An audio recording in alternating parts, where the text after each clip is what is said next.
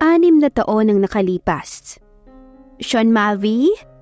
Mabilis na pinatay ng 5 taong gulang na bata ang television nang marinig ang boses ng mommy niya. Nagpanggap siyang mahimbing na natutulog sa kanyang malaking kama. Alam niyang magagalit na naman ang mommy niya kapag nagpupuyat siya sa gabi. Naramdaman niyang umupo ito sa kama sa tabi niya. "My little monster, alam kong gising ka." Kiniliti nito ang tigiliran niya, dahilan upang mapahiyaw siya. "Mommy, stop! Stop! I can take it! Mommy!" Saka palang tumigil si Missy sa pagkiliti sa anak nang bumangon na ito. Piningot niya ang ilong nito. "Are you still staying up watching TV again?" "No, I'm not." Pagsisinungaling ng anak habang nakanguso. "You little monster!" Tinapik ng daliri niyang tungki ng ilong ng anak. "What did I tell you? Namumula ang mukha ni Mavi sa guilt. Ayaw niya magsinungaling sa mommy niya. Umangat siya ng mukha at tinignan ng ina sa inosente nitong mga mata. "Mommy, there are times that I might tell you white lies to protect you. I don't want to see you crying." Nakakunot ang noo ni Missy habang nakatingin sa anak niya. Siya admit, simula na magkaisip ang anak niya, daig pa nito ang matanda kung magsalita. Ngunit napuzzle siya sa white lie na sinasabi nito. "Why? What is it? Please tell me. Promise, I will not cry." Pangungumbinsi niya sa bata. "But promise me first, we will go back to the Philippines." "Mavi?" Tumaas ang boses niya. Parang iiyak naman ang kanyang anak dahil sa pag-iba ng anyo niya. "Son, look, Mommy has no plans to go back to the Philippines." "Then, I will go back with my daddy Phil." Pangaagaw nito sa sinabi niya. Lihim niyang nakuyom ang kamao. Kailangan nilang mag-usap ni Phil at baka kung ano-ano na naman ang sinasabi nito sa bata.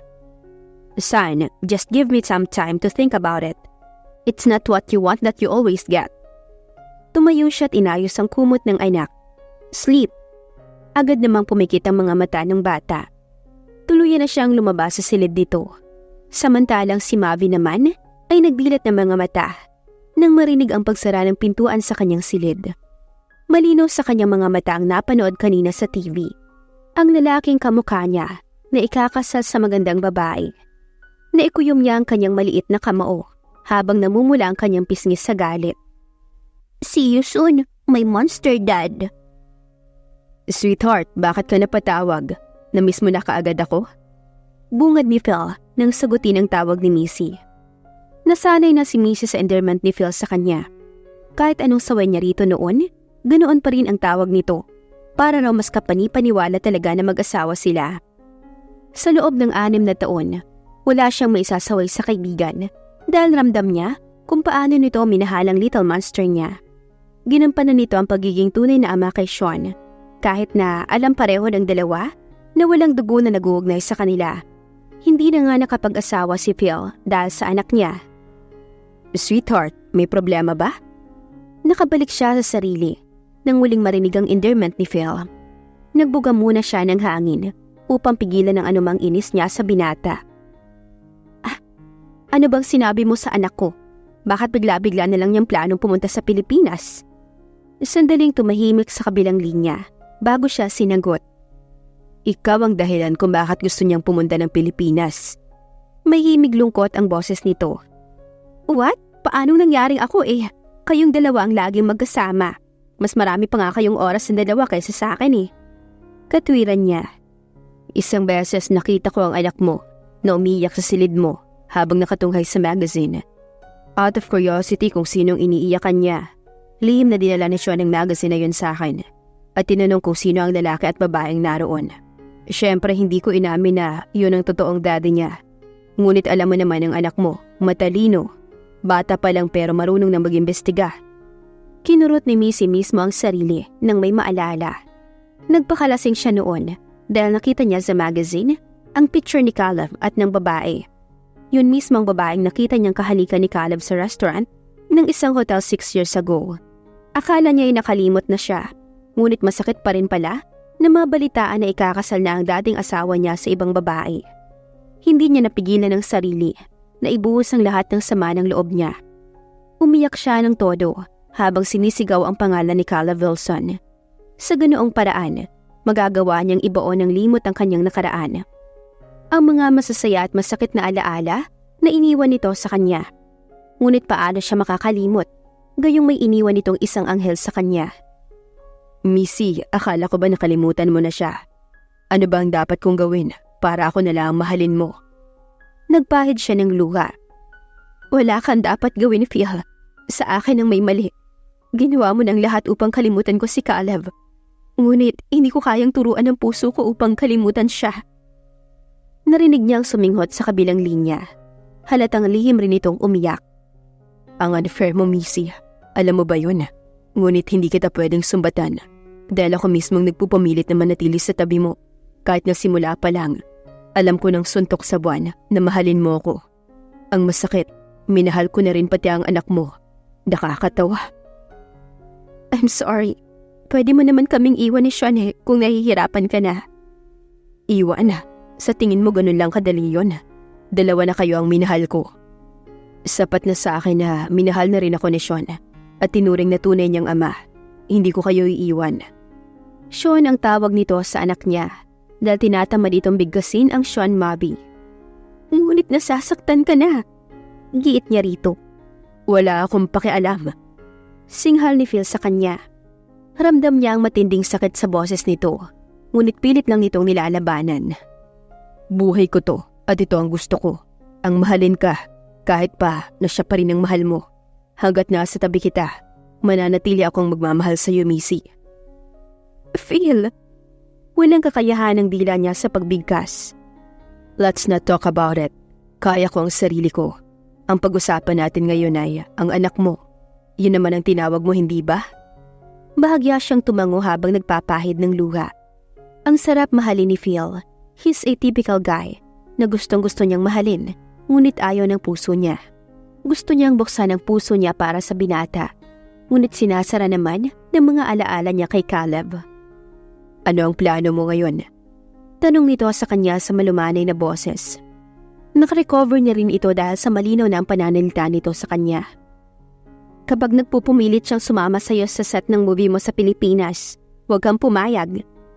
Sandali munang nag-isip ang kabilang linya. What if i-announce ko sa public na anak ko siya? Wala namang masama na sumama siya sa akin sa Pilipinas. After all, ako ang ama niya. That's not a good idea. Kilala ko ang anak ko. Lahat ng plano ang gusto nun, ginagawa sa kahit anong paraan. Gusto ko sanang isipin na sa akin siya nagmana. Ngunit nagmana siya sa monster dad niya. Mabait ako eh. Napangiti siya dahil sa tinura nito. Phil, thank you. Thank you for what? Sa pagmamahal sa amin ng anak mo. Hindi mo kailangan sabihin yan. Ginagawa ko to para sa sarili ko.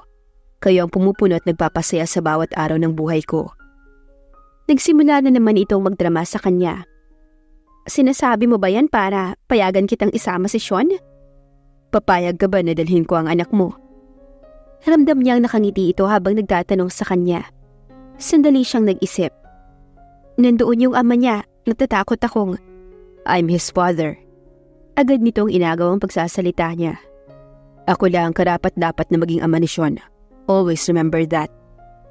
Alright, hindi na ako kukontra pa sa gusto mong mangyari. Sige, good night. Sorry at naistorbo pa kita. No problem. Uuwi pala ako dyan bukas. I miss my son. Isang linggo ko na rin siyang hindi nakikita. Lihim siyang ngumiti. Okay, kahit hindi ka na magpaalam sa akin. Malaya ka umuwi rito upang makasama ang anak mo. Sinakyan na lang niya ang kagustuhan nito. Gusto nitong maramdaman na isang pamilya sila. Linggo bukas, plano ko sanang itreat kayong mag-ina. Lagi na lang kaming dalawa ni Sean ang lumalabas. Okay, agad niyang sagot. Really? Hindi ito makapaniwala sa sinabi niya. Hindi nito alam na sinusubukan na niyang muling buksan ang puso niya para dito. Hindi ito sumusuko sa kanya, kaya hindi rin niya susukuan ang puso niya upang turuan na mahalin din ito. Gusto mo bang bawiin ko? No. Mabilis nitong sagot. Sige, have a good night's sleep. Napangiti na lamang siya sa reaksyon ng binata. Kahit kailan talaga, hindi nagbago si Phil sa kanya. Kung sakali mang mag-propose ito ng kasal, tatanggapin niya kahit hindi niya ito mahal, ang mahalaga ay mahal din ito ng anak niya. Balang araw matututunan na rin niya itong mahalin. Daddy! Nasa gitna pa lamang ay kumaripas na ng takbo si Sean kay Phil. Tuwang-tuwa naman si Phil nang makita ang tinuturing na anak. Excited itong niyakap ni Sean. I miss my Sean. How are you? Tanong nito sa bata habang pinapaulan na ng halik sa pisngi. Nahagikik naman ng bata at tila nakikiliti sa ginagawa ng amahan. Daddy, I missed you. Nakasimangot nitong sagot.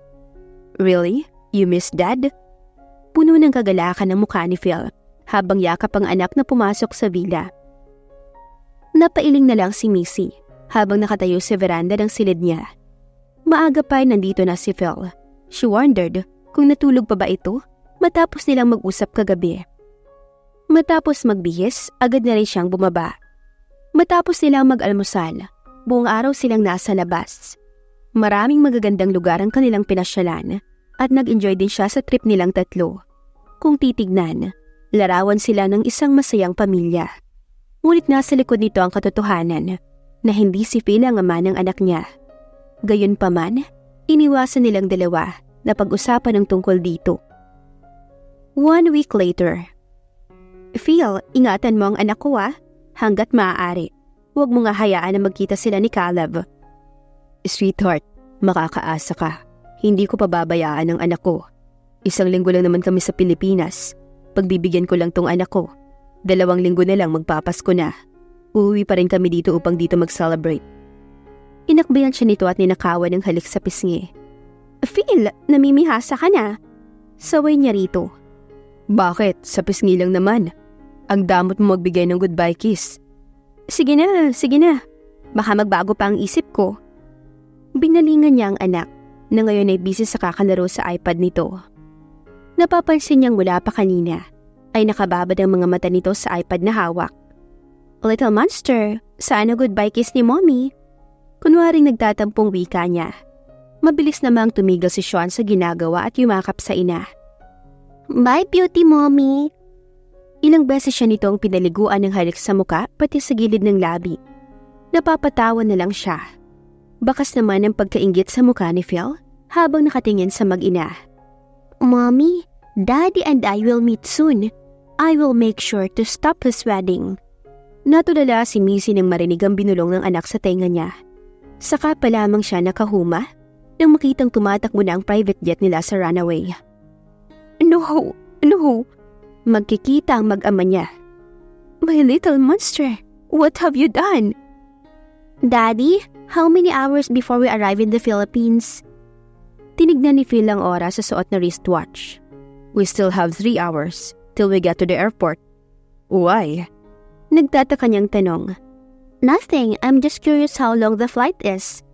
Baliwalang sagot ni Sean at patakbong bumalik sa couch. Hindi na lang pinansin ni Phil ang sinabi ng bata. Baka nababagot lamang ito sa biyahe dahil first time nitong bumiyahe ng matagal. Habang parenteng nakahiga sa couch si Sean, abala siya sa pagkalikot sa kanyang iPad. 3 hours na lang at nasa Pilipinas na sila. Kung ganoon, may pag-asa pang maabutan niya ang kasal ng kanyang walang pusong ama. Muli niyang pinanood ang nirecord niyang announcement ng kasal ng master dad niya. Nirecord niya ito nang nanonood siya ng TV. Business magnate Caleb Wilson will going to marry the heiress of Montemayor Shipping Lines Corporation, Gulizal Montemayor. The wedding will take place on December 4, 2023 at Marriott Bayview Hotel, 3:45 p.m. Sunset beginning time. Napaismid siya. So, it's a sunset wedding. Talagang mahal na mahal ng daddy niya ang babaeng yun. Tingnan lang niya kung matutuloy pa ang kasal nito kapag sinira niya. Hindi pa siya nakontento. Hinanap pa niya sa mga ads online kung walang changes sa araw at oras ang kasal ng loko niyang ama. Kailangan hindi sayang ang oras niya sa pagpunta sa Pilipinas. Young master, here is your milk. Matalim ang mga tingin na pinukol niya sa kanilang flight attendant while holding a glass of milk. Mom used to call me little monster. Nagbabanta ang tono ng pananalita niya. Bumangon siya. Repeat what you said. Napahawak ang flight attendant sa dibdib. Batang to, Ang liit-liit pa ngunit nakakapaso na kung tumingin. Sa loob-loob ng dalaga. Okay, what do you want me to call you then? Little monster and not young master. Sagot ni Sean habang nakapamewang. Napaawang ang labi ng dalaga sa narinig. Nang makita niyang naninilim na ang mukha ng batang demonyo sa harapan niya, agad siyang nitaranta at inulit ang sinabi kanina. Alright, here's your milk, young master, little monster. Binigay niya ang gatas at tinanggap naman ito. Ngumiti ang bata ng napaka-cute at pinisil pa ang pisngi ng dalaga. You are beautiful and smart. Thank you, my lady. Namula ang mukha ng dalaga. Naku, ang batang to. Kung hindi lang to bata, pinatulan na niya. You're welcome, little monster. Agad na siyang nagpaalam habang nakangiti. Si Phil ay lihim na napangiti ng masaksihan ang demon side ng inaanak niya. Silly son, talagang nagmana ka sa babaero mong ama. Usal niya bago muling sumanda sa headrest ng kanyang upuan at nagsimulang umidlip. Ilang oras ang nakalipas. Lumapag na ang private jet. Ngunit problema ang little monster kung paano siya makakapunta sa kasal ng loko niyang ama. Ayaw naman niyang ipaalam sa daddy Phil niya at siguradong hindi ito papayag. Narinig pa naman niya kanina ang mahigpit na bilin ng kanyang ina. Bawal daw siyang lapitan ng Caleb na yon. Oh, what happened to your monster face? Nakangiting wika ni Phil, tilang tuwang-tuwa sa rin ng inaanak. Nakita niya itong nakasimangot at parang kay lalim ng iniisip. I'm just wondering kung saan tayo dadaan. Sagot ng paslit habang nakahawak sa kamay ng amahan. Now you're speaking Tagalog na, ha? Ginulo niya ang buhok nito. Mom told me to speak Tagalog while I'm here in the Philippines. Palinga-linga si Sean kung nasaan naroon ang Marriott Bayview. Malapit lang daw iyon sa airport. Nice son, nagugutom ka na ba? A little bit. Sagot niya bago nagtanong. Daddy, malayo ba ang Marriott Bayview Hotel? Madaraanan lang natin. Why? Sagot ni Phil ng may pagtataka. Nagpasya siya ang kargahin ng inaanak upang mapabilis ang kanilang paglalakad. Bakit ka ba nakatuxedo suit? Hindi ka ba naiinitan? Naisip niyang itanong nang mapansin ang suot nito. My incredible dad is here. I shouldn't dress poorly. Nag-iba bigla ang anyo ni Phil dahil sa narinig. Agad namang bumawi ang inaanak. I mean, you are my incredible dad. It would be a shame if I didn't dress properly. Malapad ng ngumiti si Phil. Marunong ka talagang mambola, ngunit pwede na. Kiniliti niya ito habang kandong sa loob ng kotse. Sinundo na rin siya ng kanyang sariling driver. Napahagikik naman si Sean habang kinikiliti ng ama. Ngunit ang mata niya ay hindi umaalis sa labas ng nakasarang tinted glass window ng kotse. Hinahanap niya ang gustong makita ng kanyang mga mata. Tinignan niya ang oras. 4 p.m. na. Oh no! Ibig sabihin, nagsisimula na ang wedding. Habang nasa loob ng sasakyan, panay ang tingin niya sa kaliwat kanan. Kailangan niya makita kung saan ang Marriott Bayview. Nagsulubong ang kilay niya dahil marami siyang nakita na nakabalandra na mukha ng kanyang ama. Sa mga nakatayong malaking billboard sa daan, nakakainis dahil kasama pa nito ang babae. Nagsimula na ring umusad pagong ang sasakyan dahilan upang magtakas si Phil. Bakit ba traffic? Anong nangyari? Hindi niyo po alam, sir.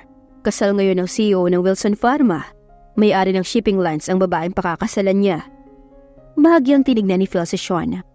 Chinek niya ang mukha nito kung may alam ito tungkol sa kasal ni Caleb. Nagpanggap naman si Sean na parang walang alam. Maghanap ka ng ibang madaraanan, Lario. Gusto na ng anak ko na magpahinga. Utos ni Phil. Kailangan niyang iiwas ang anak sa ama nito. Yes, sir. No, Dad! Stop the car! Biglang sagot ni Sean. Sa gulat ng matandang driver, agad din niyang hininto ang sasakyan. Nakakunot ang noo ni Phil. What is it, son? Agad nakaisip ng ideya si Sean. Daddy, I want to pee.